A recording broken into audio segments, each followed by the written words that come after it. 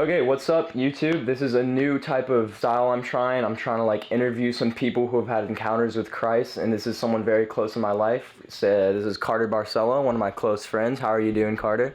I'm doing fantastic. Thanks for inviting me here to speak. Yeah, man. I just want to try this new style. I've been talking like through myself for a while. I wanted to see other people's perspective on Christ and where their journey started and where it is now. So, Carter, where did you like grow up? How did you get into religion? How did this all start?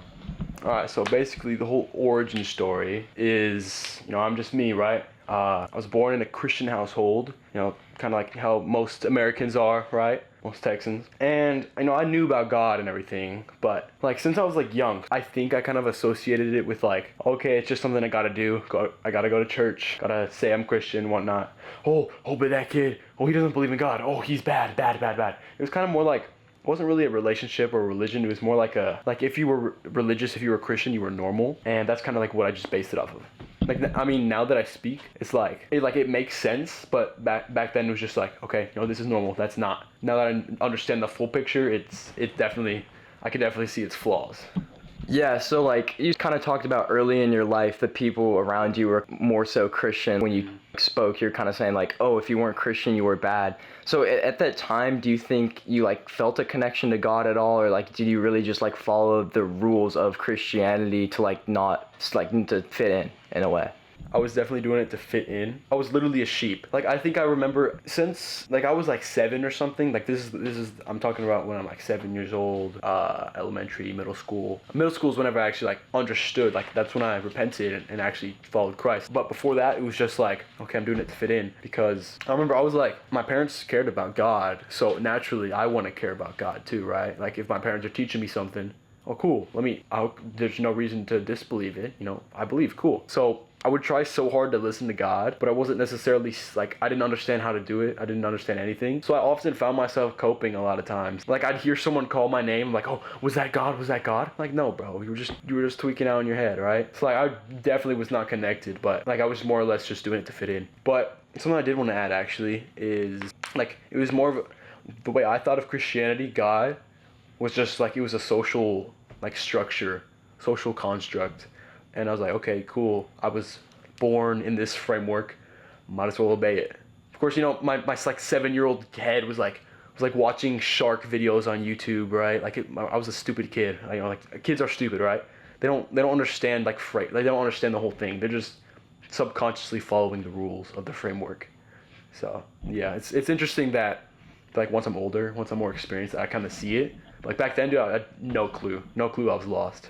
Yeah, and like that feeling of being lost in a sense, do you ever want to like strive? Like, was there ever like hunger in your heart to strive for more? Like, you felt like you needed more in your life, even like at that young age? Was there something like you needed to fill your heart with in a sense? Absolutely. The subconscious, the soul, like all those things, like they know that they need something, so they kind of like fire off like mechanisms like, yo, okay, we need something, right? We need, for example, we need water, food, shelter. Those are kind of like biologically like in our brains, right? Something we can act out. We need water, we go downstairs, go wherever, get a drink of water. Something where our soul needs food. It's a lot more hard for us to kind of know how to get that food, right? From a young age, obviously, our soul needs to be fed. Everyone's soul needs to be fed. But in that like back then, the way I fed my soul was run into the world, obviously. And it's kind of like a NPC cliche thing to say, oh yeah, run into the world. But the truth is, it's not as like black and white as it may seem. Because at first, like, it starts so small. And you don't even realize you're cooked until you're actually like, you're cooked. When I was like 7, of course my soul was still hungry, but like, okay, cool, just watch a Minecraft video. That'll probably fix it, right? But as it goes on and on and on, once people make fun of you, once you feel excluded, once you kind of get more experience with pain, suffering in life, and I'm not saying I'm like some like tortured baby or anything, but just like as you grow older, you get exposed to more good and bad, and of course the bad hurts you, so you have this more like this web of opportunity to run to. You get hurt, you could run to your phone. You get hurt, you can watch porn. You get hurt, you can eat. I always ate. Now that I think about it, that was like my first like cope. That was like my first thing that I ran to. I ran to food because like in 5th grade I was getting fat. Like I was actually getting fat, And I didn't know about that time, but I was really, really insecure. And of course, me eating made me more fat, which made me even more insecure. So this is about 5th grade. I don't know, like, I don't know, I know I'm kind of yapping a bunch, but You can talk as much as you need. I'm like just listening and try to like gather like where you're coming from at this young age. Like it's very important to like set where you came from and then get later on. So like you're good. Yeah, like talk as much as you want. all right, appreciate it, brother. So yeah, I don't know if you can already see it, but like at the beginning, watching Minecraft videos, hanging out with friends to run for help, right? Then it went to food, and this is like 5th grade, which isn't like necessarily that like extreme, right? Like you see people run into sex, you see people run into drugs, right? Like to fill their heart. Like I say it starts small, so like I ate food, I got really fat, I like literally today I don't even know how fat I actually got. I think my self-image was just so cooked, so destroyed that like I just told myself I was fat. Like literally, like I remember in 5th grade, like I was like in pain, like I was actually in pain. Yeah. So I was like, I really, really don't like what I look like. So I grabbed some scissors from my like 5th grade elementary's classroom. We were making like snowflakes or some stupid dude. I didn't care about that crap. So I got the scissors, right? I went to the bathroom. I'm like, oh, like literally, like I literally was like, what if I just cut off fat? No way. Yeah. Yeah, like dude, I was like, yo, what the heck, bro? And of course, I'm like, obviously, I'm not gonna like freaking do that crap. But like, I was taking a crap on the toilet, like just like, what if I just do that? Cause like whenever you're fat or whenever you're sitting down, you can see the rolls like right there. So it's like, yo, bro, like it's kind of obvious, right? And Yeah. like not obvious as like you're fat, but it's just like it's easy for your brain to leech onto the folds of skin and just identify it as fat. So it's just kind of more fuel for the negativity and sin that you're already struggling with. So like I was kind of like getting cooked from a young age, like 5th grade. Of course, it was just like an idea. I never like cut off fat or anything, but like it was just an idea for sure. And, like that was like my first. Like now that I speak about it like out loud, it's like it's more obvious, which is like of course I'm really grateful for you for inviting me on here. Yeah. Are you cool if I just go like keep on going? Yo, keep going, bro. Yeah. So 5th grade, I was like, what do I do? So the next thing I ran to was being a bully, being a jerk, specifically towards girls, because I thought it was super okay. cool. I have a question about that. Do you think this like feeling of needing to be a bully kind of came from your self-image earlier in life? Like you were kind of projecting it onto others in a way, like you felt this emptiness inside of you and just felt the need to project it like into the world in a way? Absolutely, dude. Literally, like my favorite insult was ugly and fat. And like, I don't know about you, but I was just like, I'm describing my past self as fat and probably a little ugly, but like that's kind of cruel to call like a 5-year-old, like 7-year-old, however old, ugly. I definitely thought myself as ugly, but I put on a facade of confidence, and this facade of confidence was oh, you're stupid, get out of my face, you stupid idiot, and like, because you would get power from that. People would laugh because it's like, you're savage, you roasted them. That was when that was really popular, right? I was getting positively rewarded for legit me sinning and trying to fix the power imbalance. So you were trying to almost please others in a way with doing that. Did you ever run into the fact like, oh, I need to keep pleasing them in order to keep feeling this dopamine, like there is no end to it? Yeah, like I think the moment you realize that enough is enough, hate it, like you're like, okay, this is not helping me. I'm getting close to the deep end. I need to chill out, right? Literally, like that was like my whole personality through like 3rd grade to 8th grade, 7th or 8th grade. Like it lasted like half of elementary, basically the whole middle school too. So it was like it was so, that dopamine hit was so good, and it made me feel powerful because like deep down I was insecure. Well, an insecure person wants to feel powerful. They're gonna get it the easiest way. In my case scenario, it was bullying people. Yeah. So I have a quick question. So earlier you stated like it was in middle school where you kind of started relying on faith in a way, and like where you almost started falling to religion. Is this like after this, in the middle of this, were you having conflicts with your religion at this point? Were you kind of like, how was your headspace at this point? Did you have faith in the Lord even though you weren't acting on it? Or was it like you just completely blocked him out, like you weren't thinking about him at all? Like how were you thinking at this time? Well, I actually like locked in on Christ and actually like dedicated myself at the end of 8th grade. So like 8th grade summer. So I was still cooked all throughout middle school. Okay, so like, yeah. Right? Okay. So, and another thing was like, I was scared of girls too, because like, I wasn't scared in a sense, of course, like every guy's scared of like a baddie, right? Like everyone's scared of like a good looking girl. But there's another thing, it's like, you're scared because back in the day it was like, if you like a girl, that's just free flame. Everyone's saying, oh, you like her, oh, that's a free gossip. you open yourself to weakness whenever you express vulnerability, such as like attraction, right? So like literally like that's how specific I was on how to avoid pain. So I just completely cut that out of my life. I was like, yo, if there's a possibility I could be like in pain, I'm not doing it. Complete opposite. But of course, I did not realize that was going to cause me even more pain later on. And so basically, I was like, I kind of struggled into lust a lot because people were like, the next thing was kind of like lust. Thankfully, I didn't struggle like that insane much with lust, but just like, I remember like people would bully me for not liking girls now. Like not being like the typical like chump kid who's like, oh big boobs. like in a way I was kind of like a Chad. I was kind of stoic in that regard. Like I was like, I didn't even look at the girls, right? Not because I was freaking gay. Freaking Preston thought I was gay back then. Which is insane. Absolutely insane. Yo, wait. So like, would you say that? Were you afraid of the girls though? Were you like really a Chad? Like you were like, oh, I just don't care about the girls. Or you're kind of like, scary girl. Like how are you thinking? Like, cause like you say you were a Chad, but is like really how it was, or like? No. Now that you say about it, like I was horrified about it. Like literally, dude. I remember this one time. This guy named Victor was risen up this baddie girl, and basically, if they were bad, you know, it just meant I hate them a lot, and like if they're ugly, like okay, cool, we could be friends, right? Because they're not a threat to my security.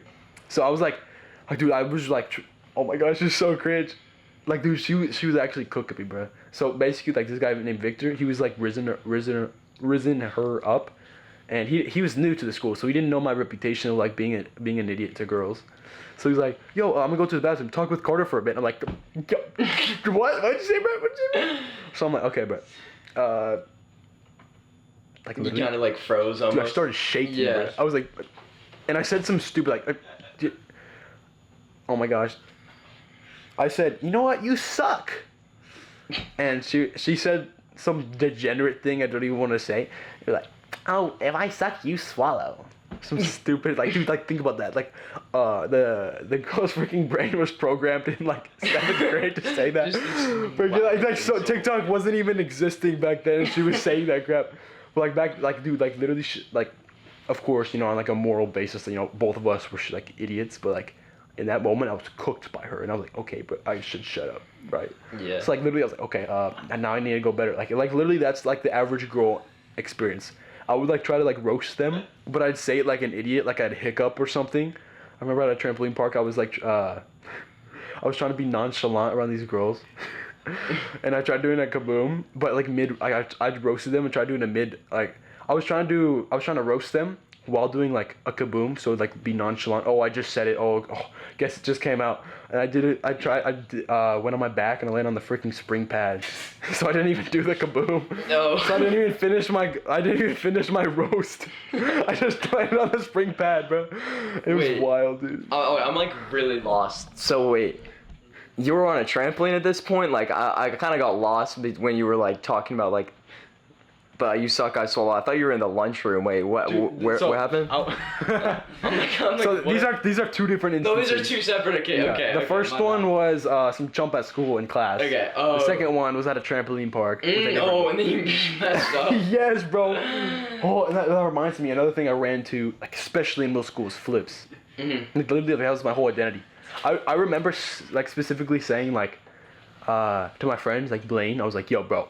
Without flips, I am nothing. I'm a scum. Like I'm worthless without flips. Yeah, and I feel like that's the big thing with just like passions in general is when you get so attached to a passion that it becomes your entire lifestyle, and you have like, if anything goes wrong and you can no longer do that passion, you're gonna be broken. Like your heart's gonna be yearning for something else, and I think that's a big thing with like turning to faith, because like if you're always yearning for something else, there's gonna be a time where everything goes away, and that's death. There's a time where every like materialistic possession goes away, and you like that's when you really need to have faith and you need to have like God in your heart. And so you were talking like 9th or 8th grades when you really just like started locking in on Christ, right?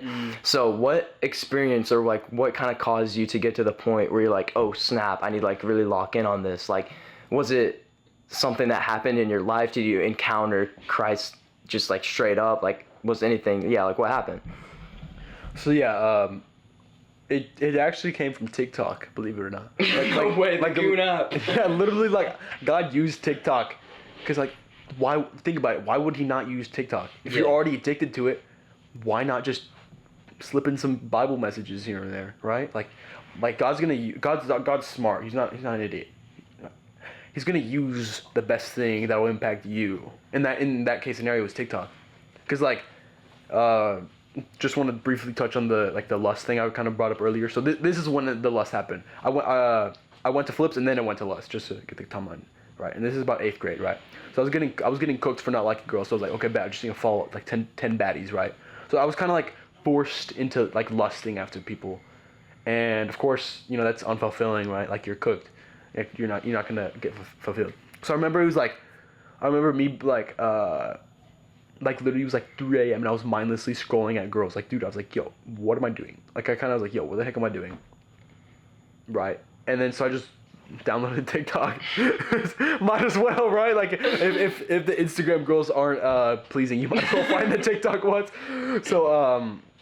So yeah, of course that started the whole mindlessly scrolling TikTok. But like literally, like, slowly but surely, all these Christian videos started popping up on my For You page, and of course, you know, I'm a Christian, right? Like, yeah, bro, I'm a Christian, bro. I go to church, bro. Cool, like it. Yo, yeah, I agree with that. Mom said something like that. Oh, I heard it in church. Yeah. Double tap it. Of course, the algorithm pushes it out, right? And then I'm like, yo, holy moly, I should lock in. Because, like, dude, it was like TikTok after TikTok, Christian. So I'm like, maybe this is God, right? Like, what are the odds that I'm just getting so much Christian videos?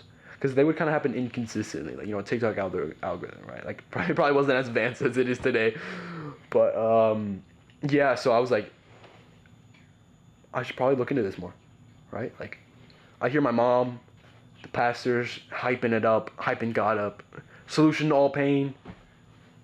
Why not give it a try, right? So.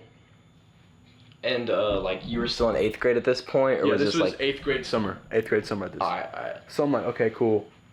Well, yeah, why not give it a try? So I downloaded the Bible app on my phone, started reading it a little bit, and I think this was like 2021, because like my first Bible reading on my app was 2021, and like I was just kind of like slowly getting into it. Like, I was still lukewarm, right? But like, that's when I kind of had hunger for it. Like, I was like, okay, I should pray more. Okay, cool. Like, these TikTok people were hyping God up, saying how he's so good, saying these really, really inspiring things that like I like to hear. Like, they would drop things that I'm struggling with, right? Like, you open TikTok, getting some dopamine, right? Like, oh snap, you see a TikTok guy telling you exactly what you did wrong like 3 days ago, right? Like, dude, that's not a coincidence, right? So it's like, that's definitely what like kind of opened the next chapter of my life, which was like, okay, maybe we can experience God now. Why don't we look for him now? Yeah, so you're kind of saying like God kind of showed himself through TikToks, and like he kind of showed up in your life through, you know, this platform that's completely full of degeneracy, but then all of a sudden you're getting hit with like Christian, like all these self-improvement things that are like relating to your life at the moment, and this kind of turned you to like cause you to turn more towards him. So at this point, were you like familiar with the Gospels and all the words and like the lessons, or were you like just now diving into that and like getting more in depth with that? Since I grew up in the church, I knew that Jesus died for your sins, you know, whatever that means. You know, cool. God made the earth. If you believe in God, you're going to heaven. If you don't, you're going to hell. Very, very basic. Okay, I guess like everyone thinks that like, oh, okay, I say I'm Christian, I'm going to heaven, who cares how I live my life, right? Like, I was living in sin then. This was whenever I was like, maybe I should try, like, that's when I kind of got like the knowledge, because obviously TikTok didn't just feed me. Like, this was like maybe like a couple months span of TikTok went back to its whatever, right? But like, that's like, I didn't depend on TikTok for my learning, because I would be cooked if I did. That was mainly just like the thing that got me into the door. It was mainly like TikTok kind of God used TikTok just to serve as, hey, I'm God, I exist. That's it, right? Yeah. So okay, cool, read the Bible, and slowly but surely I was developing more in my faith, going to church more, and I was Christian, but like I didn't really have the whole like, okay, God, I repent, I give everything to you. Like I didn't have like one of those. It was just like, yeah, cool, I'm Christian. I was like level 1 Christian. Yeah. Because like at first you kind of just have to have faith in order for him to like really reveal himself to you. Yeah. Like you have to like stay strong, like even when he's not like showing himself at first. So yeah, that's kind of like where my next question is leading. At this point in your journey with faith, were you like fully like accepting the fact, okay, God is real, or did it take you a while to really like do you ever have second thoughts? Were you ever guessing anything? Were you ever like, okay, maybe he's not, or like was there ever any like dark thoughts like that, or were you like completely locked in? I did have like multiple like this is like big timeline just to give you some context. Like Yeah. I did have like those big experiences with God where it's like, okay, I know for sure he's real. But at this time, like, nah, it was mainly just I did become passionate for God over time, and I was like talking about God in my TikTok bio, right? Like, I reposted some TikTok videos, recorded my ceiling, posted a Bible verse on my TikTok, right? Like, I actually started getting some passion for God because it's like the more you feed your soul with the word and just God in general, it's gonna compound over time. And like you don't have to have some grand moment to like live for him. Because like in that time I thought I was doing really good. I was like, okay, good, I'm living for God. Of course, I'd still sinned. I still like, I told people to shut up and stuff. I still like gossiped a lot. But like it was like, I remember ninth grade was like really where I was like, okay, I am a Christian. I don't care what people think, I am a Christian. It's just like slowly but surely me reading the Bible, me doing that, and like all this stuff on my own. I was like, okay, this is actually really, really interesting. I relate to this. This makes sense. And it was what I needed. And so from ninth grade, that's where I was like the whole ninth grade school year, I was locked in. How like, Yeah. cause like at that point, my identity, my personal identity, which was Christian, right? I was kind of maxed out. Like I was doing the best I could for my lackluster identity back then. Because obviously you have different identities. School identity with your friends, identity with your family, identity with God, right? Like those are your different identities. But since I had kind of more of a surface level experience with God, I had a surface level identity with God. But of course, I'd still say I was saved, but just like you can experience God so much more. Like if you think you're like maxed out with God, you're just objectively wrong. Because how on earth, like if you say that, you're actually egotistical. If you think about it, because like, who are you to think you understand God in His entirety? Like that's nothing. Like you can't legitimately say that, like objectively, because you're just so wrong. God is so much bigger than what you can conceive of Him, right? But ninth grade, however much I could conceive of Him, I was all in from that point on. And I think that's kind of the beauty in it, is like you can kind of see your timeline unfold, where like the more and more you dive into him, the more and more you dive deep, it kind of seems like you're opening your heart up more, and like you're becoming more of like a real person. Like you said, you still like told people to like shut up and stuff, but like it really seems like you're going from being this closed off individual who like is so insecure about himself to this like more open person who like can really like, he feels good about himself, and it's all through just following the word. Would you say at this point you can like really see a change in your character? Absolutely, because something that helped me a lot with my self-image was going to the gym. Of course, back then I was like, okay, I'll decide to go to the gym. Oh, that's cool. I'm not insecure anymore. Oh, and God's pretty cool. I love God too. But now looking back on it, God led me to the gym. Like, God gave me the gym as a cure. Of course, back then, like, I couldn't conceive of that. Like, okay, I didn't understand how, things would just fall into place. I walked the path, and I turned out fine, right? But, I'd say I was still definitely a Christian, but, I just didn't understand that these things were coming together. But it was, the thing that I did understand, even though I was, kind of clueless, even though I didn't, truly have an emotional moment with God, the typical ones you see at church, someone, they're completely like, they're living in sin. They make that decision right there. They change their whole life. That's not necessarily how it was in the beginning, because I was like, it was more gradual over time. But I think the beauty in the approach that God led me to finding Him in that way was that it was like, it wasn't just another dopamine hit. It wasn't just another baddie on Instagram that I could like. It wasn't just another insult I could hurl at somebody that is short-lived. Yeah. The dopamine goes away very quickly. Right? It was actually genuinely real. Like, I actually felt secure for like the first time in my life, because like, what's the Bible gonna do? Run away from you? What's it gonna do? Like, change the words and like manipulate you? No, dude. It's just the words of God. Yeah. It's just God. God's the same as He is today, tomorrow, and the future. He's not just gonna switch up on you. And I think that's what like because obviously like, you don't really think about this consciously. You don't be like, I'm following God because He doesn't switch up. You just subconsciously connect the dots, right? Mm-hmm. So, like that's kind of like what's hard to think about whenever you kind of like reflect. It's like, what was I subconsciously thinking? And I legitimately think like subconsciously I was like, this is real, right? Like, this is actually what I want to put my trust into. Yeah. And it was just like a secure basis.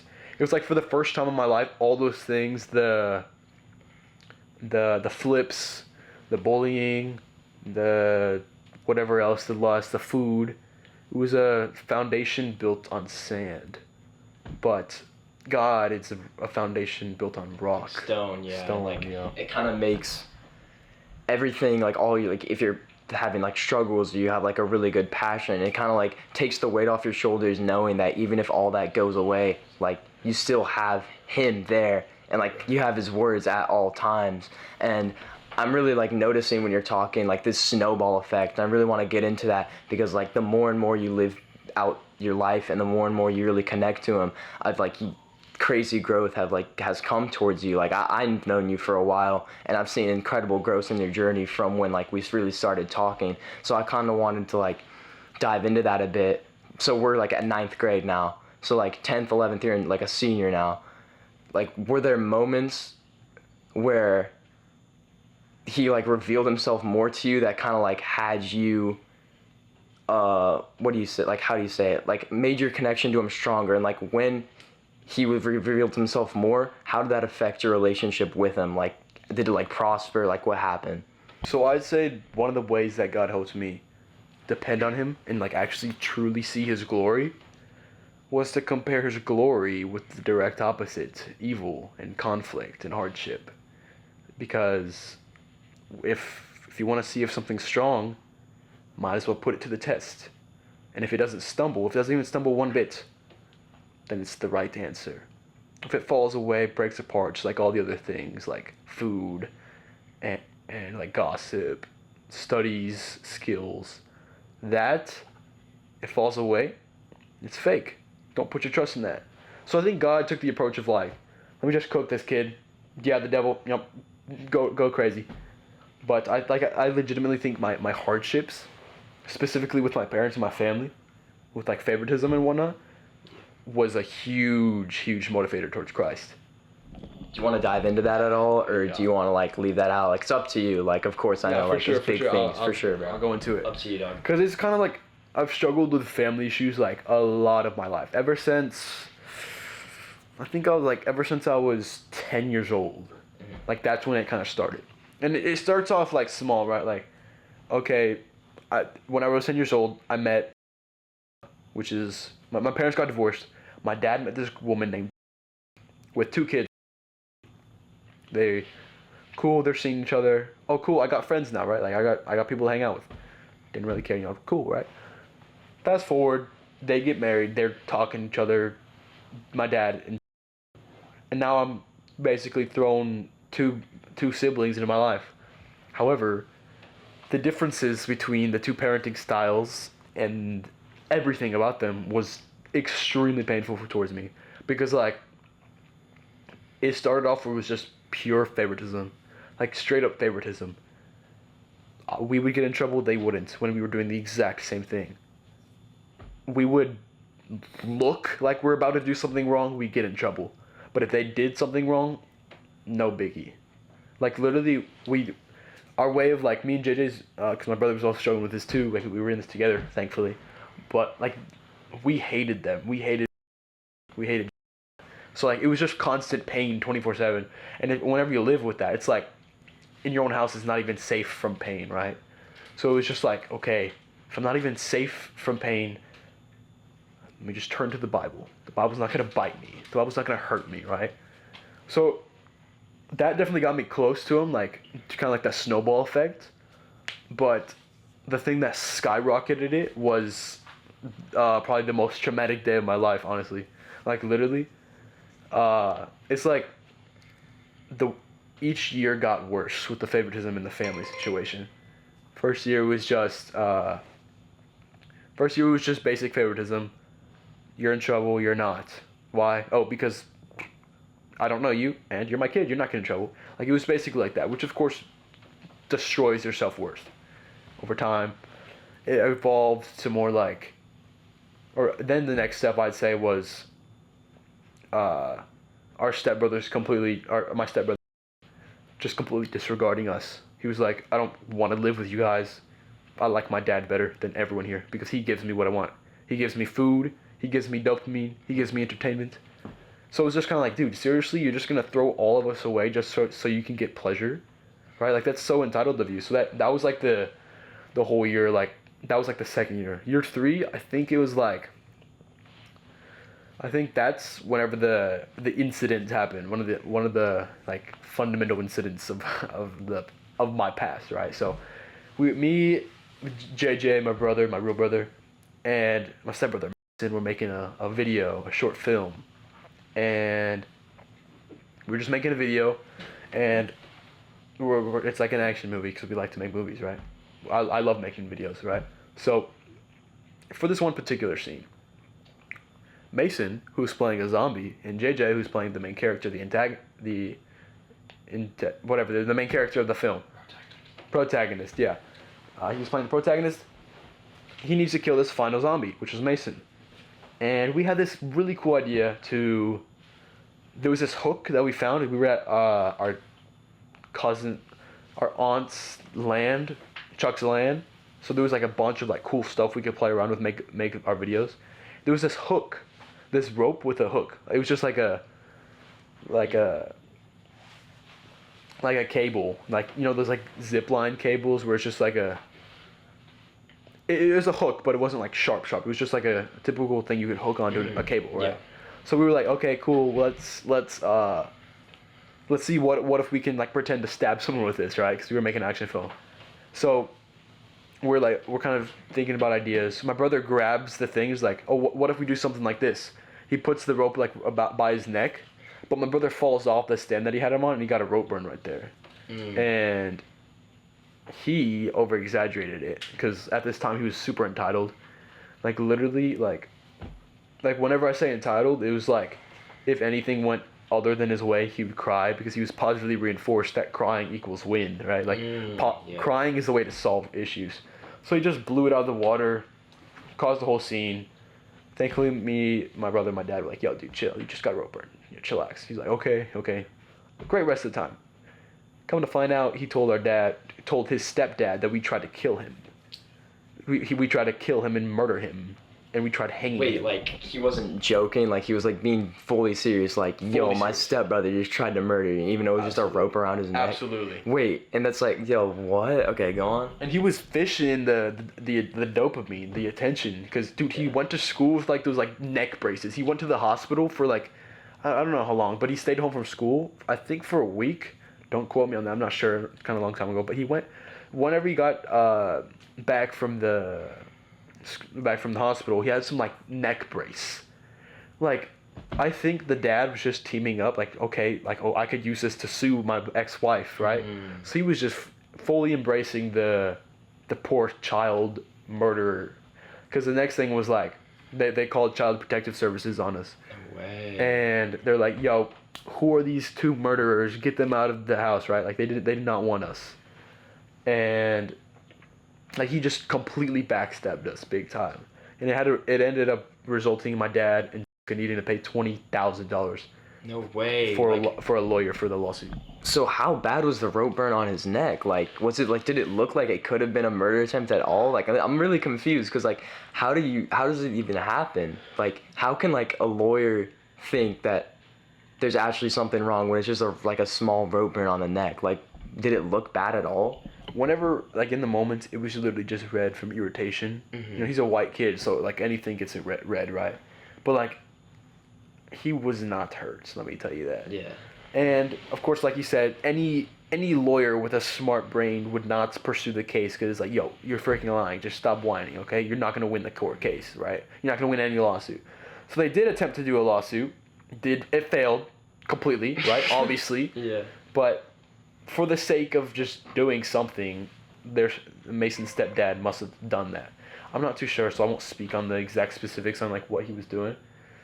But All right, so we're back. So if you ever heard a do noise in the background, apparently my friend Carter here, insulin levels were critically low at some point, and then he just didn't mention it. So then we had his brother behind the camera hold up a phone that said, "Yo, his blood sugar levels are low. We gotta save him," and so we had to go do that.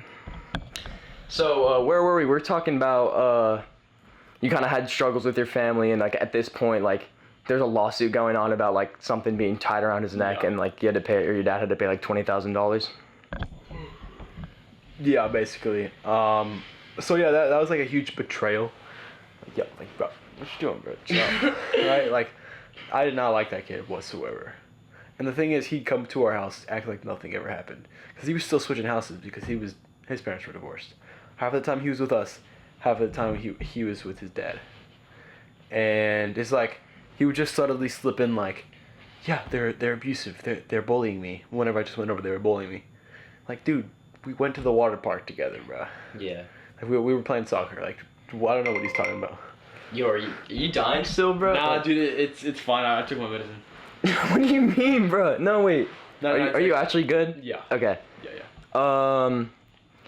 So yeah, like y'all, like when you were with, like this is like the stepbrother that was like entitled and stuff, right? Yeah. Like, he was like friendly with y'all, even though Absolutely, like he yeah. was completely friendly with y'all, Yeah. even if like it was just like when he didn't get his way in these like some moments, like where it kind of like fell out. Yeah, like of course he'd still have his like typical like wine session, but like for the most part he was just like a chill guy. He was Yeah. a really nice guy, but like it's Yeah. like, bro, but we know what you're doing. Yeah. Like yeah. So like that was kind of like heartbreaking in a way, but like, so then I was like just going to God, right? Like literally like from that time period I have so much Bible verses in my Bible highlighted that specifically talk about favoritism, on how it's it's completely the opposite of favoritism.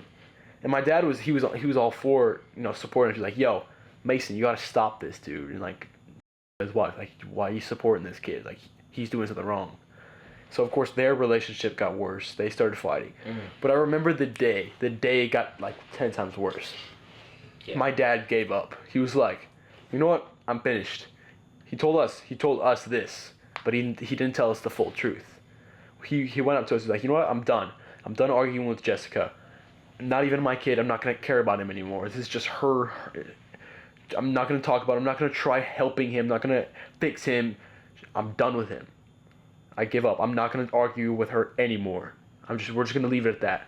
So we're like, oh, bet. No more arguments. But what he forgot to mention was he also forgot, and he gave up on standing up for me and JJ. So it was complete polar opposite overnight. One night he was sticking up for us because obviously we were going to get brought up if it was about, because we're directly involved in his little narrative that he was making. So like it went from he literally would say like, yo, is spoiled and Carter and JJ didn't do anything wrong, to the very next day being like, you're right, Carter and JJ are a bad influence and they are why Mason did it. It is all their fault. So the entire household was against us. So he didn't really give up. He almost just switched up. I mean, like, Yeah, he didn't, literally. like, give up at all. He just, like, really Absolutely. switched his role into, like, kind of, like, submitting to his wife, being like, okay, Mason's right. You're right. Yeah. Yeah. That's whenever, like, he became a whole goon, bro. Like, literally, like, full-on goon. Like, masculinity depleted. Like, femininity adopted. Like, dude, it was bad. Like, literally, like, she was becoming the leader of the house. Yeah. But guess what? He was over the moon. Over the moon. He was hyping up. He was like, yo, me and are having such a great time. No more arguments. Life is perfect right now. Whilst me and my brother were getting cooked. We were in the hellfire, bro. Yeah. Like, literally, like, we would be open up to our dad. Like, I remember, like, on our way home, we're like, yo, why are you doing this crap, bro? Like, can you stand up for us? He was like, oh, I never did that. I never switched up. What are you talking about? Like, but okay, it's fine. You know, you're right. I'll listen to you guys. Spoiled. Yeah, he is. So we get home because we were driving home. He's saying like, yo, I won't switch up. It's fine. The moment we walk into the house, he gets mad at us. Completely switches up. He's like, yo, what are you doing? And he's doing the thing where he like looks at you and then looks at the other person. He's like, yo, what are you doing? What are you doing? You're wrong. Go out of here. Like, he just yelled at us for no reason. It was literally just to please, because hated us. Hated us so much, dude. Like, literally, she would come up with plans to get us in trouble. Like, she'd try to trick us into getting in trouble. I don't really remember the specific instances, but like, dude, it happened so much that it was normalized, right? Like, we were like, yo, whatever, bro, who cares, right? And then that got me pretty close to God. Yeah. But of course, the negative trajectory still proceeded. So, like, hold on, I have a question. This didn't hinder your relationship with God at all. Like, even though you're getting, like, all this, like, negativity thrown at you in a way, this didn't, like, set you off course. Like, God, why is all this happening to me? Like, I'm following your commands. Like, do you almost had a positive mindset with everything going on in a way, would you say? Yeah, absolutely. This, like, I didn't even struggle once with my relationship with God during this point. And that's, like literally, it increased so much. My relationship with God, like, positively increased. Like, it upgraded a lot. Because it's like, why would I get mad at the one thing that's literally proven with results to not fail me? Why would I voluntarily Yeah, you voluntarily. why would I voluntarily give something up? Why would I throw it in the dust and spit on it when I have proof that it works? Nothing else works, right? So why would I give it up? Bro. It's fine. It's not fun. No, I promise you it's fine. I promise you it's fine. Okay. But dude, this is where it gets juicy. Yeah.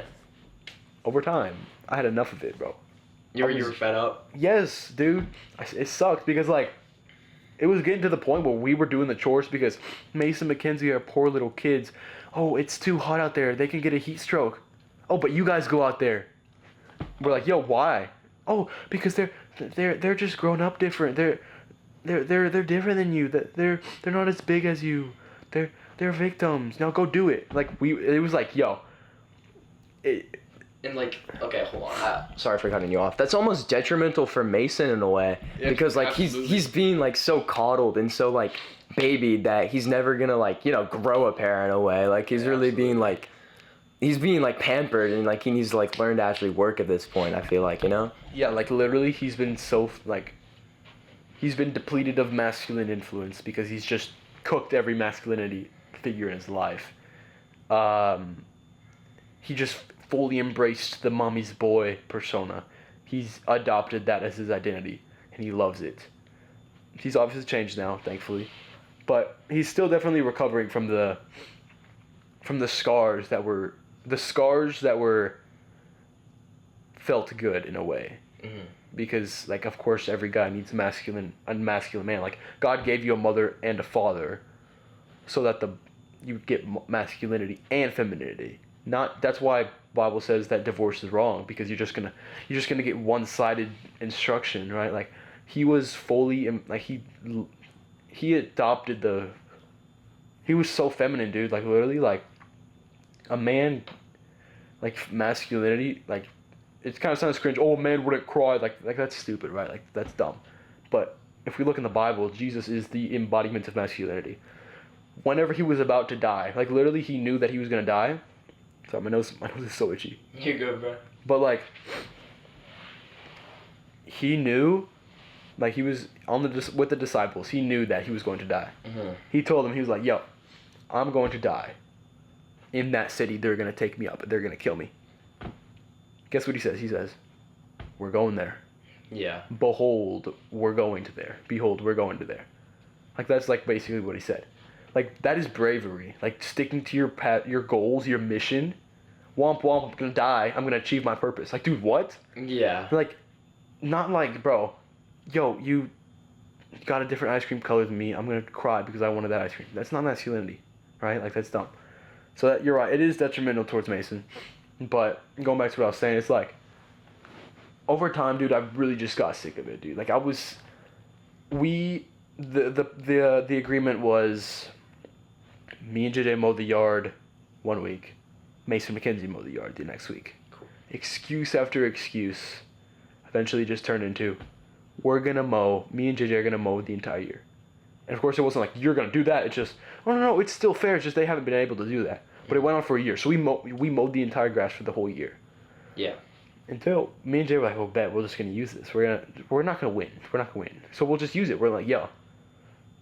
Next year comes around, we're not mowing the yard. We mowed it for the entire year. Mason McKenzie gonna do it, and exploded. She got pressed. She said I was lying and how they did most of the work anyways, which was pure cope. And that's when she said the stupid like, "Oh, they're sick. They're gonna. It's too hot out there. It's too hot." And like, dude, this is whenever I was getting fed up of it. So like, bro, no. Like that's when I started to speak up and like speak my voice. I was like, dude, that's not right. Like you can't just do that. That's wrong. So of course I got into an argument with her. Dad joins in, starts riding her, like on her team, dude. Like literally, like it was bad. Like they like double team. But like, dude, that actually increased my argumentative skills a lot. Like I'm able to stay calm and composed because of those incidences. And it's not just like those one-time things. It was like happening 1 to 2 times a day. Like those extreme like hour-long arguments. Yeah, so like even though you have all this stress and pressure on you placed from like your family members, it's causing you to almost form a closer relationship to God to the point where he's opening your heart and he's like making you more composed and like he's really like fixing your emotional side in a way and like making you more of a man. Would you say that? Yeah? Absolutely. But the juicy part is still coming. Like I'm building up. Yeah, he's built. Yeah. So basically for the next 4 months of this time, it was just me and my dad arguing every day. Cause like, it was like I believe he was, since he couldn't be a man with his wife, he couldn't yell at his wife because she would threaten divorce.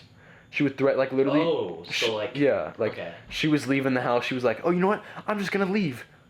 I remember this one time she tried forcing Mason McKenzie to come with her. Like she was literally dragging Mackenzie out of the house, but my dad was holding on her. So it was like tug of war with a child. Oh my God. And like my stepmom was like, "You know, I'm leaving." So she just went to a hotel or something. I don't even know what she did. Like dude, it was like that. Like that's what he was scared of. And like I'm not one to speak on other people, but I believe that his security was found in women or his image. If he was doing well financially, if he had a woman, he's secure. Of course, whenever those things start to crumble, he starts to crumble. So he's kind of like what I was like. It's just he ran to the world instead of God, like instead of how I did. So that obviously made him want to protect his wife. Yeah. Not because it was his wife, but because his security was being threatened. And so yeah, he would just come at me like he couldn't express his anger. He couldn't open up to his wife. She's just gonna threaten divorce, like cook him. She couldn't like. He was trapped basically. So the outlet that he chose was me and JJ. But it's just I stood up for myself. Like literally it'd be something dumb like my dad. I did the dishes. I went upstairs to chill out. And it's like you didn't clean the bathroom. Legitimately, like he would never tell me to clean the bathroom. I'm like, yo, you didn't tell me. He's like, yes, I did. And he just like literally I learned what gaslighting, like literally my whole like knowledge of manipulation and gaslighting and like just like toxicity like came from learning how to talk to people like him.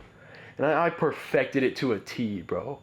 Like literally like I'd be like, okay, that's gaslighting. You're invalidating my feelings, which clearly proves you have no argumentative basis.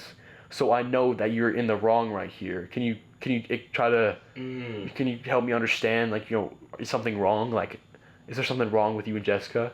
Like, I would say that he would get so much more mad. More mad. And then, Charlie, our little brother, was born, so that just added even more fuel to the fire. Like, he was the new favorite. He would be like, we would eat food. He'd be like, oh, that was for the baby. How on earth did we know that this cereal that we eat every day was for the baby? How can we read your mind that this specific box, like, it was the same box? How do we know? Like, he was getting mad at us for stupid stuff. And it just kind of, like, kept escalating because, like, he was running out of things so much. And I remember I even brought up Christ in an argument. I was like, Dad, let's try to handle this like how Christ would, right? And he's like, okay, yeah, that's what I'm doing. You're just the insane one. You're saying, oh, holier than thou. How dare you do that? Like, just typical, like, mad, toxic person, right? But I was like, literally, since Christ is always right, you just quote scripture. They can't do anything about it. They can't, especially if they claim to believe in Christ. Like, what are they going to do? Disagree with Christ?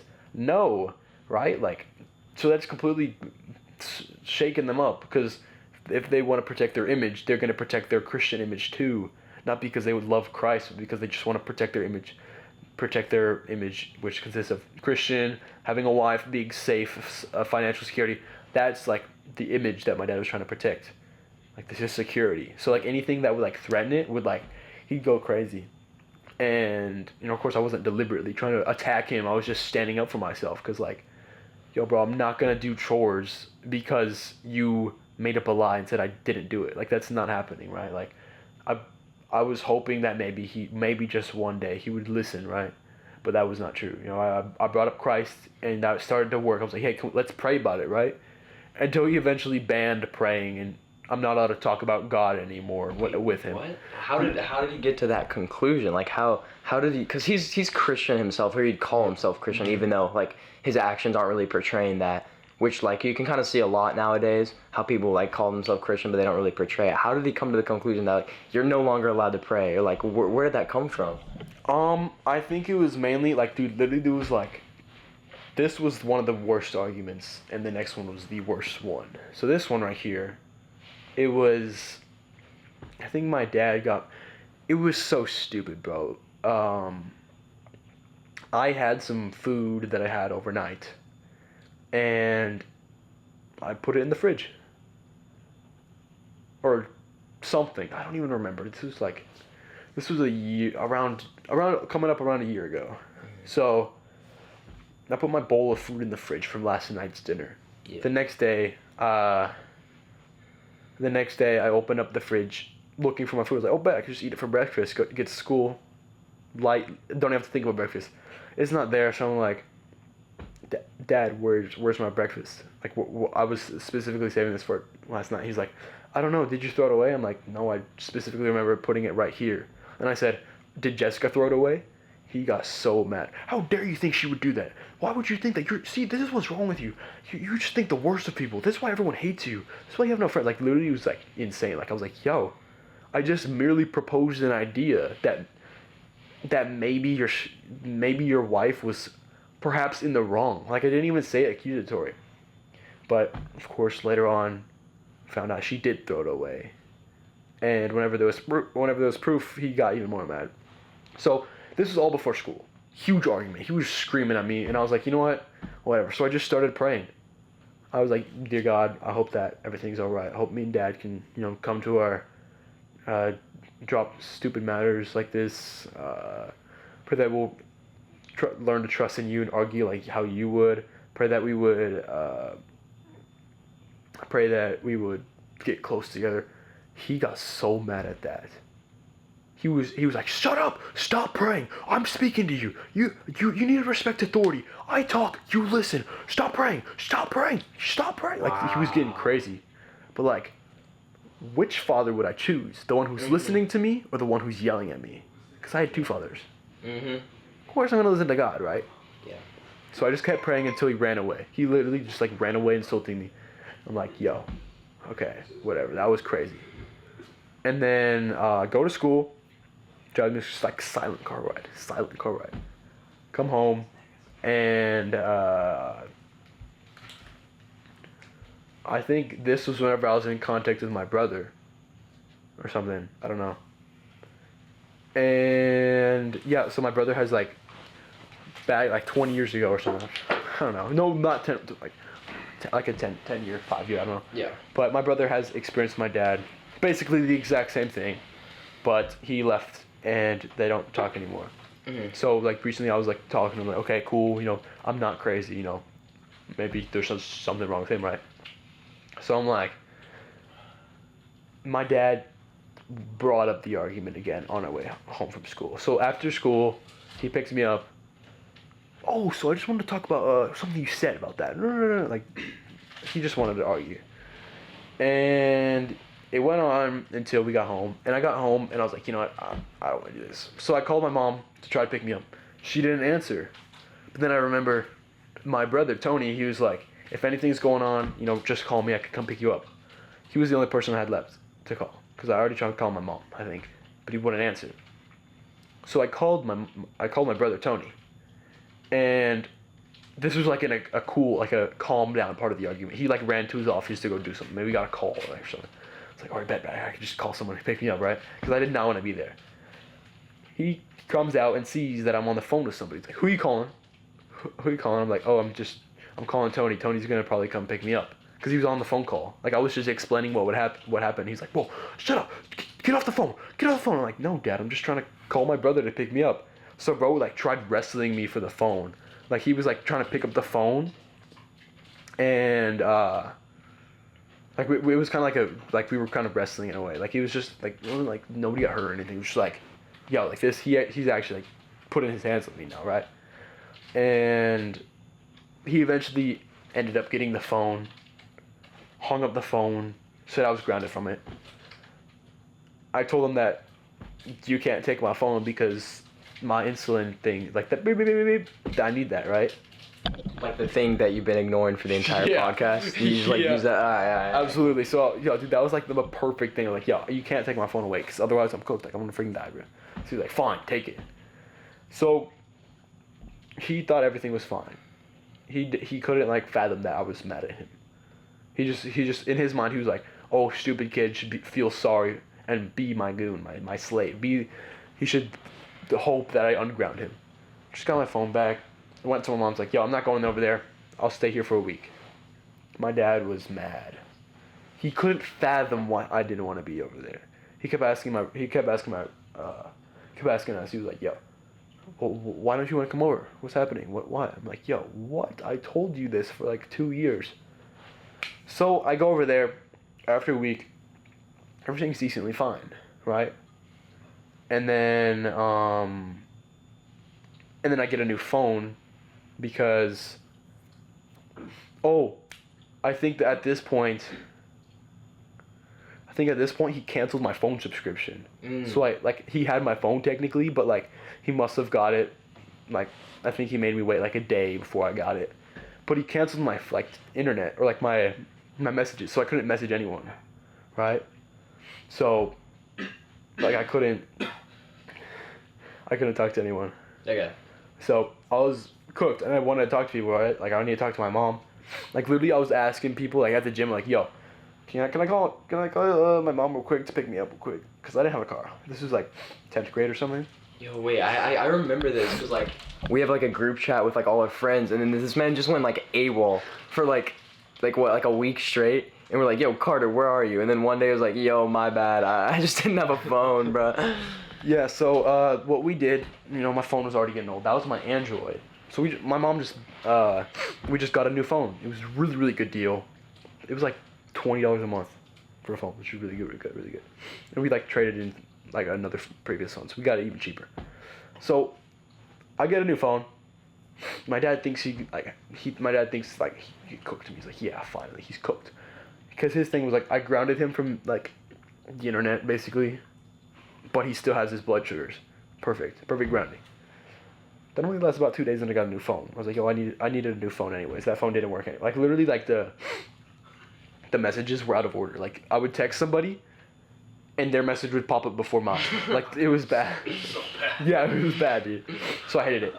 So I have a new phone, and my dad goes crazy. He's like, "Oh, you're so spoiled, you mommy's boy. You get a phone. You whatever.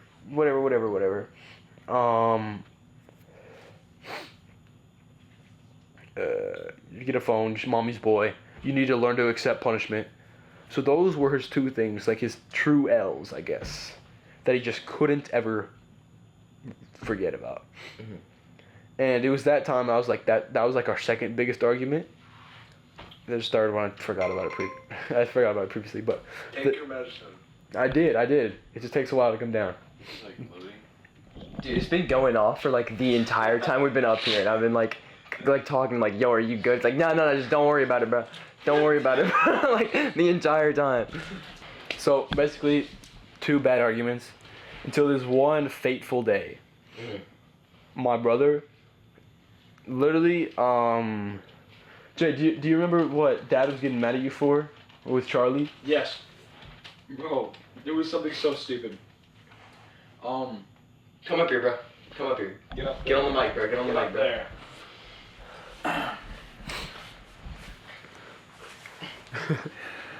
Okay, so Step back a little bit. You can step back. yeah, type shit. But basically, it was Charlie was on the TV, and he's like a fiend. He's a fiend for the TV. Like he won't get off. And like naturally, I'll be like, "Yo, why is he on the TV so much?" So honestly, that was a complete lie. I don't remember everything. I swear it was there, but now it's just completely gone because I remember the events that like. All right, I'm done. Hey, good little crossover there. Good little crossover there. Anytime you need my help, I'm always here. Always here, bro. Yeah, so basically, Charlie was doing something stupid, and JJ and Charlie had the most minor disagreement. And I think because little kids cry whenever there's some level of discomfort, and they always get their way, right? So Charlie just adopted that idea, right? So JJ basically got cooked from the beginning, and my dad just started flaming JJ. So I was like, "Yo, let me help this kid out." So I was like basically trying to like tell him what to say, like literally had my phone and like saying like banger lines that he would just recite and he would say like that. Like I literally had like where you can draw, like I drew an arrow, like I said gaslighting, like right there, and it put it like above his head. No. Behind him. Bro, in the second you did that, Dad turned around and he saw it, and then like, did he see? Dude, I don't know. He turned around, but I don't think he He saw. looks right at you, and then he didn't say anything, and you were like, and then when he just kept going, off at me. So I was like, all right. Yeah, so I just hit it like I was like, "Yo." So I was like, "Yo, maybe JJ can learn something," because JJ was like, "I'm getting tired of Dad, cooking me. I want to try standing up for myself. How do you do that?" So I was like, "Next time you get an argument, I'll try helping you." So, and then Dad starts coming up with the most outlandish things ever. And I stepped in because, JJ just basically gave up. He was like, "You know what? Who cares, bro?" So Jay was just taking all the heat. So I was like, "Yo." Bro, shut up, bro. Shut up. I'm afraid you're gonna die, dog. I'm fine, it's fine. I'm fine, it's fine. Alright, go on. But yeah, so I stepped in the argument to try helping him. Of course, me and Dad start arguing, so I'm like, "Okay, bet Jay can just chill out right now, because I'm taking the heat." So I forgot what set him off, but it was something so stupid, so dumb, and like I was eating my food because I was getting ready I was microwaving some of my leftovers in a bowl. And I was talking to him with a bowl because I just said something. He got mad at me. Might as well eat and talk. I was hungry, so I was eating that. And then, we were basically in the middle of the hallway of the living room, so it wasn't like easy just to put the bowl down. So I'm like, okay, I finished my bowl because like we were arguing. So the bowl's just in my hand. I might have like put the bowl away.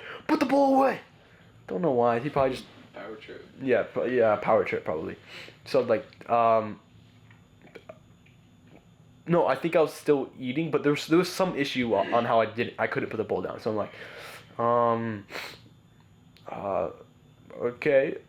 He's like, put the bowl down. Put the bowl down. I'm like, Dad, I'm going to put the bowl down. I just want to eat it up, finish up. I don't remember what the exact like issue was, but that definitely added fuel to the fire. So eventually I finished, put it on the counter. I look back at him, and he says, sit down. Go sit down.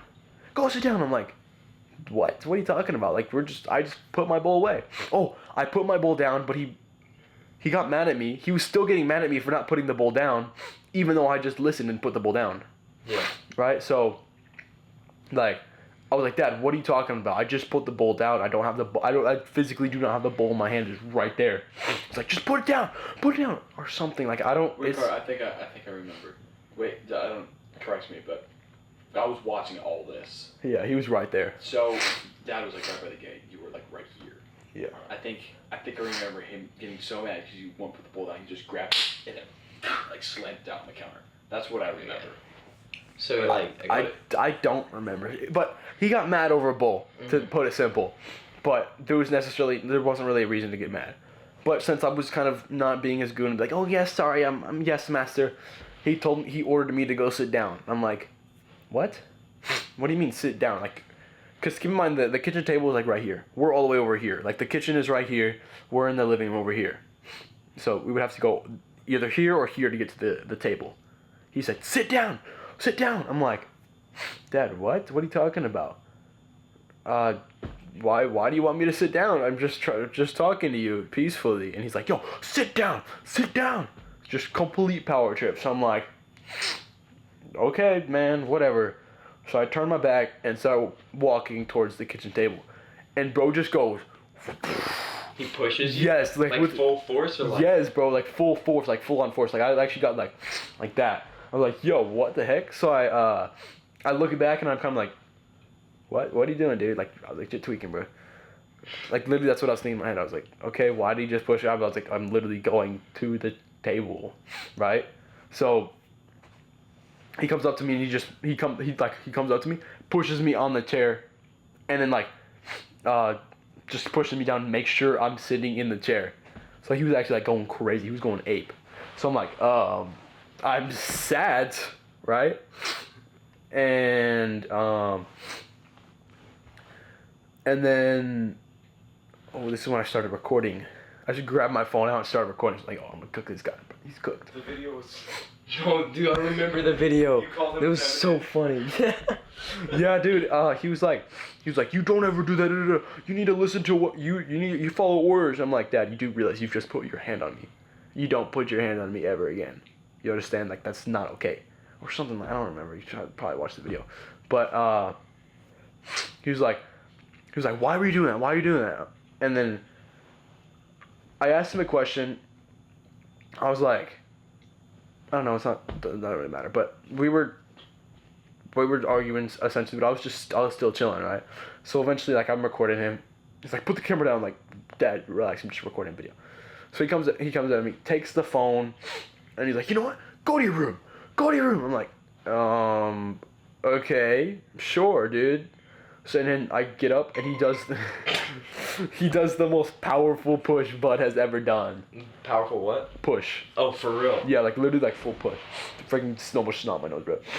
So cool, dude.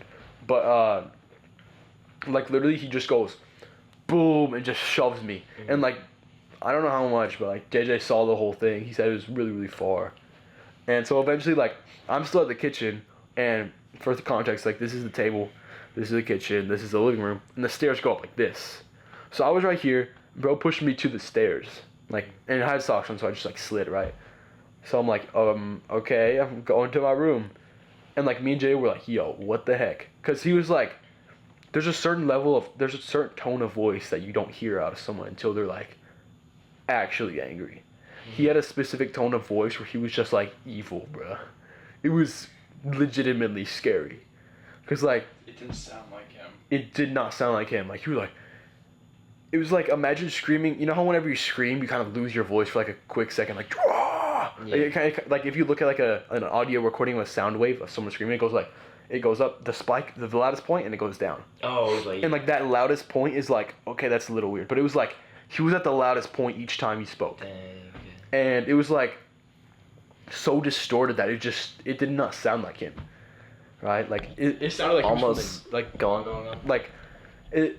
The only way I could describe it, it sounds so cringe, but like imagine like the Nether, like Like the gas that are like, "Ah," or like what? Like the zombie pig. yeah, like no, what? but like imagine like if there was a new mob added to the game, Yeah. that sound would be in the Nether. Almost like he's so angry that his demons are coming out, like straight at you. Yes, like literally, whenever I think of his voice, I just think of like red. Like if you look at like a sound thing, I just think of like red. Like it's weird. I don't know why. But Hurry. You pushed me to the Christmas tree, remember? oh right, he pushed me to the Christmas tree. On my way to the table, or I believe, yeah. Whenever I started walking toward the table, we're kind of jumping around the story, but back when he told me to go sit down, I actually listened. So there was legitimately no reason to push me. Yeah. He pushed me first, and I look back. I'm like, yo, Jit's weekend, right? He pushes me into the Christmas tree. Oh. And then he pushes me into the table to sit down. I guess I must have forgotten about that. But like I specifically remember that I was like, whenever I was near the Christmas tree and I got pushed, I was like, I'm in such a vulnerable position. I need to be able to like swing if necessary. Because like whenever you fight, you need to make sure you have like 1 foot forward, 1 foot back, your hands up. So because like you can't really get knocked around if you have a good stance. I was not in a good stance. I was like this towards the Christmas tree, and I was like, yo, the only thing in my mind right there in my moment, the only thing that was in my mind at that moment was, I gotta get in a better position because I need to like prepare to fight, which is kind of crazy. But I was like, you know, I was in MMA. I've been in fighting for like basically all my life, so it was like kind of instinctual. But I was still surprisingly calm. I still kept it together. I even like motioned to JJ. I was like, dude, he's so cooked. I recorded him. Like, if anything, like, I was, like, very composed during that. Like, I wasn't tweaking out. But, of course, it was, like, 4 p.m. I don't remember, but it was still daylight outside. Mm-hmm. Was it? Hold on, I'm gonna pause it so like if my camera dies, I still... Alright, we're back. So, I went to my room and was just like, what the heck do I do? I specifically remember I was like, yo, I need to evacuate ASAP. I'm not gonna be here. So... this freaking girl, I was like, yo, what's her freaking number, bro? I remember she has a car. She could drive me home somewhere. Dude. You don't need other people's names on. Oh yeah, you just name drop. Well, bleep it out. We can bleep it out. Yeah. We can bleep it Yeah, so out. I was going through every alternative. I was like, yo, let me call this random girl that liked me like 5 years ago because she lives in the neighborhood. Hopefully she could spare me a ride. So that I was just thinking about that. I was like, oh, what if I call Tony? What if I call Mom?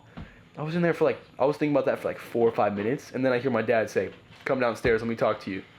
So he comes down, he talks to me and JJ. Full on villain story. And I was like, he was sitting next to me, dude, like I was just shaking uncontrollably. He was just like, I had to do it, man. I had to do it. Like I love you and everything. You know, this is love, bro. I'm like, yeah, bro, for sure. But like, I was just like shaking. I was like, dude, I really don't care, bro. So cool, dude. So yeah, basically a bunch of yap. He tries making it cool by cooking tamales because I really like them. Like that's straight up manipulation. Yo, what? Bro. So I'm like, yo, I'm freaking done, bro. I'm leaving, bro.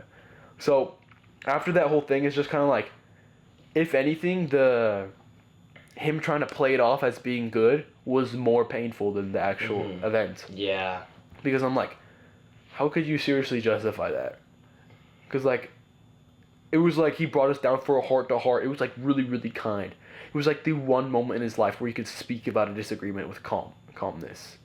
And he was like, oh yeah, I completely respect that opinion. And you're like, dude, what? This isn't you, bro. So it's definitely an act, right? So after that, dude, I literally was not hungry. I just ate it just so I had an excuse to leave. Right? And that's when he gave me my phone back. I had to play his little goon to get my phone back because he started ranting. Oh, this is what you guys need to do. You need to do this. I'm like, yeah, cool, whatever. I literally like did like puppy posture. Like literally it was an act. Like I remember telling Jay, I'm like, dude, I just need to get that phone back. I need to get that footage of bro, like going crazy on me. Just so like worst case scenario, I need to use it. So I just played a little goon. Like literally like, I literally like was bad about it. So I got my phone, went upstairs, and like, dude, I was just like laying down in my bed. I'm like, dude, what the heck just happened? I never thought it would come to this point. This is like only those like things you hear in like those like villain origin stories, right? Mm-hmm. So, however, the thing that just kept popping into my head was specific Bible verses. It was I sent it to you. I think it was Psalm 34. Mm-hmm. That whole book, but there was a specific Bible verse in there that I just don't remember. But basically, I just kept thinking that verse in my head. Searched it up on the Bible app. Turns out both of the Bible verses that I was thinking about were in the same chapter. Mm. So I just read that Bible verse, or just read that whole book over and over and over. And I was like, this was like, I'd say 9, 10, 11, 12, like around then. And I read that, I just kept rereading the same Bible book. It was like 30 or 40 verses, like not that much. I just read it for hours and hours and on end. Because like, dude, that's when I actually like experienced God, like to the true point. Like literally, it was the best feeling I've ever had in my life. Because it was just like, it felt like I was like levitating. It was like, I was just laying down on my bed. It was like the most relaxing like time laying down ever. And I was just like, this word of Bible, this book, this Bible is telling me everything I want, is loving me. Like, it's like I could actually feel his fatherly love. It's such a hard, it was like exact that same time whenever I called you. It was the exact same thing, bro. And it was such a like powerful moment that like I was just like sitting in that feeling for hours and hours and hours because I kept reading it and stuff. And I feel like what makes those, when like you get those feelings, I feel like what makes it so powerful is knowing how hard the struggle is that you're going through in that exact moment, just to have that feeling of peace still overwhelming you, even though like your mind is like, oh my gosh, there's horrible things going on. You still somehow out of the blue have this amazing prosperity and peace. It like makes no sense to like to the mind. Like that shouldn't happen. And that's like, it's like really him revealing himself to you, kind of like. Yeah, definitely. Like you said it, you worded it perfectly. It was legit just peace, like pure peace. And it's like, it makes no sense. I was literally getting cooked by my dad. You would think I would go in my room, cry, go crazy, but like I was just blank. Like I didn't know how to feel. I guess I was like in shock. I don't know if it's the exact same thing. But like I was just so like surprised. I was still trying to process everything because I just got so much inputs of data that I just didn't know how to process it. And then God just comes in, he just like a blanket of love. It's so hard to explain, but like I actually made a video about that. Like I went on, like I made a whole video to like, I think that video actually describes exactly how I did it, because I made it like an edit. Like I used a specific song, used the Bible verse. Like I just expressed God's love in that way. Like I wanted to like, yo, this is real, dude. Like this is exactly how it felt. Like every single time I watch that video, I feel it's kind of like the feeling where it's like sad, but also it's just so warming. It's just like so radiant. Like I literally felt I was radiating with love. Yeah. And like that's probably the most, like that's where I was like, this is my all in, dude. Like I can't go back. This is real.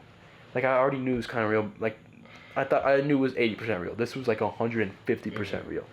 So like this is exactly what I need, right? And I feel like it's just so beautiful how God uses these toughest times in your life to really truly reveal himself to you, to really go all in, because without the struggle it's hard to see like the happiness at the end of the tunnel. And like when you have this peace overcoming you in these darkest times, it really makes you have faith that better days are definitely coming, you know?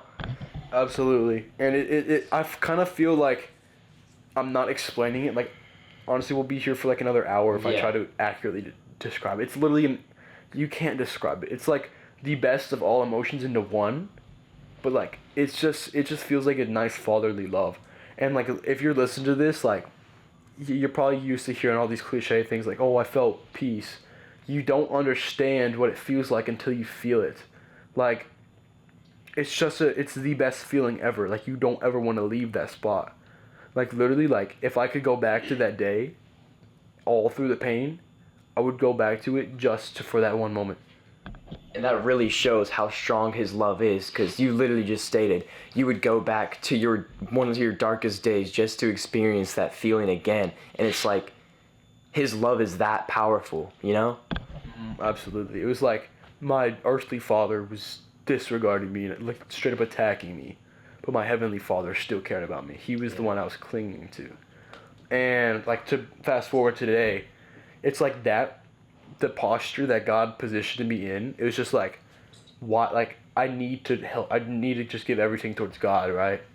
Like, I love, like, that experience, just like I kind of, like, owe him everything, right? So, like, I just need to always just, like, love him and everything. Yeah. I need to do everything in his name. I need to honor him in my fitness, my business, my relationships with people, with girls, with, like, with love, everything, like, it's all dedicated to him. And it's just like you don't, and like recently there's just like minor things that's like you don't realize you can never max out on God's love. You can always just unlock more in a way. And it's just like, because it's a relationship, right? And you just got to keep going and just keep trusting the process. Keep on keeping on in Christ, regardless of whether or not it's hard. Like literally, you just need to keep putting in the inputs, keep trusting God, and you're gonna make it long term, right? Like, if you want like your business, your relationship, your friendships to go well, you gotta just be rooted in Christ, like legitimately rooted. And of course, the more rooted you are, the more rooted the other things in your life are gonna be. It's like that moment right there. It's just like, I was like 80%, I kind of said it, but it was like, it's just like max, like it was just going up. Like that was the best feeling ever. And like that's definitely what shaped me in my relationship with Christ today. Yeah. And we don't have like a lot of time to go into like where you are now and like how you're doing, but like we're just gonna go really quickly over like how has putting your whole life into God really paid off? Like how has him revealing himself to you and like you actually putting effort into building and strengthening that relationship really like shown throughout your life now? Definitely, it's like whenever you put God as a priority and you like pursue things, like your goals aren't for you, your goals are for God. Because if you become like the best soccer player in the world, oh, guess what?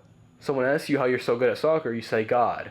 You do it because you want that moment. You become so good, you become better, you destroy your competition for that moment, right? Like, you want people to realize what you've done so you can channel them and redirect them towards God. It's like a sales funnel. Yeah. But like towards God. Like that's what you got to do. And like me doing that has definitely helped. Like my business has actually been like really, really good because I've been dedicating it towards God. Like to use that. Like literally, I've talked to this big client, and he was like, "Yo, how did you get so good at editing so fast?" And I'm like, God, God. I was like, I told this client, one of my dream clients, that like, God, like all this is because of God, because he initially wanted to work with me at the very, very beginning, back when I was charging crap, like literally so low. Now he's one of my highest paying clients. He's like, yo, how did you get so good? I'm like, God, literally, it's God. And like that's just the tip of the iceberg, right? Like I want to keep doing it, and yeah, sorry for cutting you off, but like, no, you're good. I want to keep doing it and keep giving glory to God for that moment, like for these like things I could do for him. Yeah. And yeah, I mean, like, it's really inspiring seeing like where you came from and all like the struggles you are, because I am close to you and like we do have that relationship built, and like seeing how like your darkest moments have led to like your highest highs in a way, and like keeping it through the Lord. And like I really want to have you back on the podcast to talk more about like your business aspects and all that, but like we're just running out of time right now. But like it's been really great talking to you, Carter. Thank you for coming on. Like it really makes me happy like that you can help me with my passion, even though like yeah, you're just like it feels really good, and I'm grateful to have you here, man. Yeah, I appreciate you for coming on and like letting me share my experience with God. I think a lot of people can find this very valuable. Yeah, bro. Thanks. Of course, bro. Yes, sir. Let's go.